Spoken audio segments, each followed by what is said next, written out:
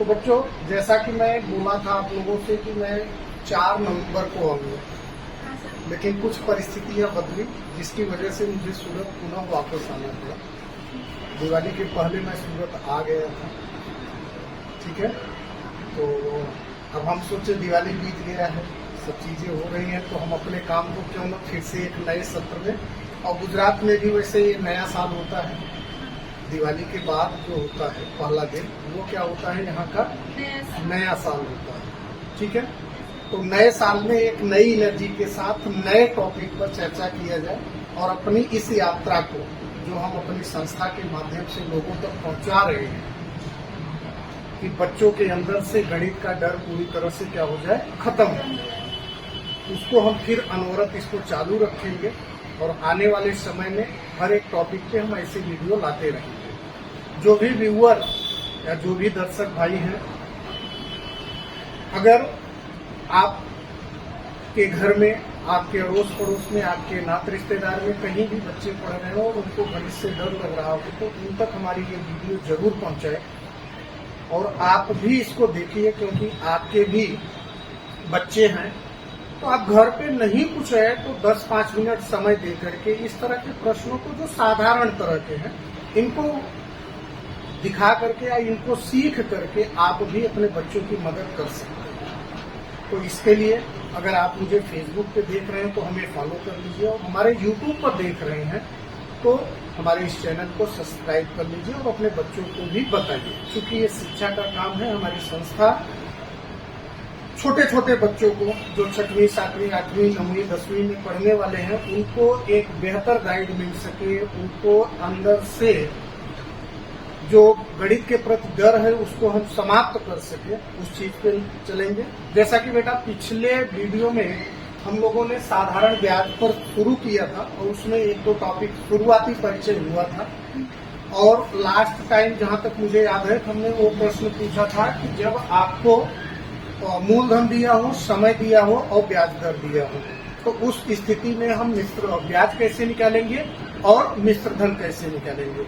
लेकिन अब यहाँ सबसे महत्वपूर्ण क्या है, सिंपल इंटरेस्ट में मतलब साधारण ब्याज में, कि जब हमारे पास मूलधन दिया गया हो, समय दिया गया हो और ब्याज दर दिया गया हो, लेकिन जो समय दिया हो वो वार्षिक न हो करके मंथली हो, महीने का, तो हम महीने का ब्याज कैसे निकाल पाएंगे, उस चीज को हमें समझना है, ठीक है।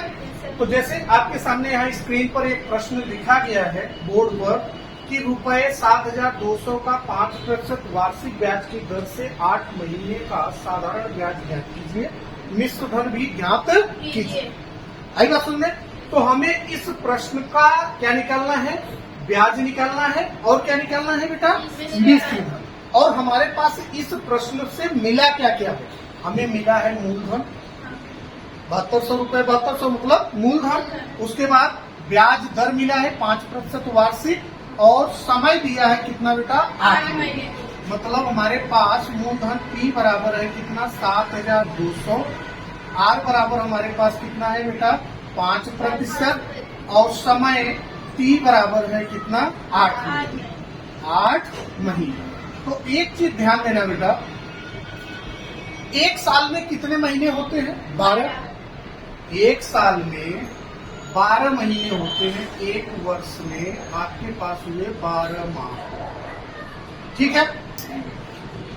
तो अब ये 12 माह को अगर हमें वर्ष में बदलना हो तो ये 12 इस तरफ है, इस तरफ आएगा, तो ये क्या हो जाएगा, गुणा, और सॉरी यहाँ गुणा है, इस तरफ आएगा भाग। तो जो महीना दिया जाए, महीने को हम किस में बदल दें, वर्ष में, और वर्ष में बदलने के लिए क्या किया जाएगा, जो महीना दिया रहेगा महीने में हम कितने से भाग दे दें, 12 से।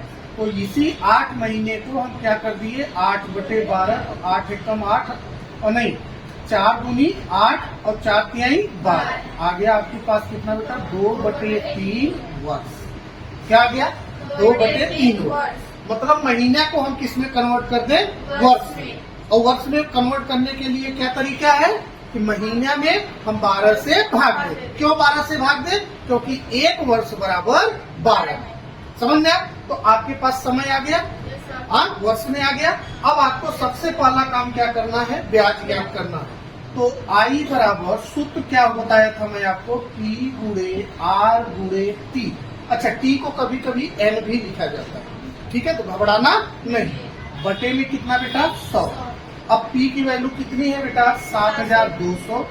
7200। R की वैल्यू कितना बेटिया 5%। और समय कितना है बेटा 5% मतलब 1% घट करके तो वही बटा 100 होता है, ठीक है। और गुणे, अब समय कितना है बेटा 8 महीने। 8 महीने को आपने वर्ष में बदला, कितना हो गया 2/3।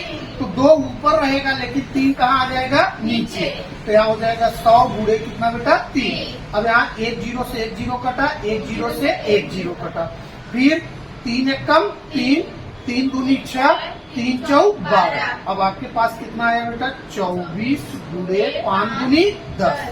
अब 24 में 10 का गुणा करोगे तो 240 रुपए। मतलब आपके पास ब्याज कितना आया बेटा इसका 240 रुपए। अब ब्याज जब आपने ज्ञात कर लिया तो हमें क्या ज्ञात करना है, मिश्र धन। क्या ज्ञात करना है, मिश्र धन। तो यहाँ मिश्र धन क्या हो जाएगा बेटा, ए बराबर हमने आपको बताया था मूलधन में ब्याज को जोड़ देना है। मतलब ए बराबर हो गया P प्लस आई। P का मान है 7200 प्लस आई का मान कितना है बेटा 240। समझ में आया। अब इसको जोड़ देंगे तो हो जाएगा कितना बेटा 7440। आपके पास मिश्र धन आ गया 7440। कोई दिक्कत समझ में आया ना। तो अब ध्यान दीजिए, जब भी आपको मूलधन दिया जाए, ब्याज दर दिया जाए और समय को महीने में दिया जाए, तो महीने के समय को जो महीने में है उसको हम किस में कन्वर्ट कर देंगे, वर्ष में। और बाकी जिस तरीके से हल करते आए हैं हल करते चलेंगे, ठीक है। कोई दिक्कत बेटा नहीं। तो भाई अगर आपको ये वीडियो पसंद आया हो तो पसंद तो आया ही होगा, क्योंकि हमने ऐसे सरल तरीके से बताया ही है।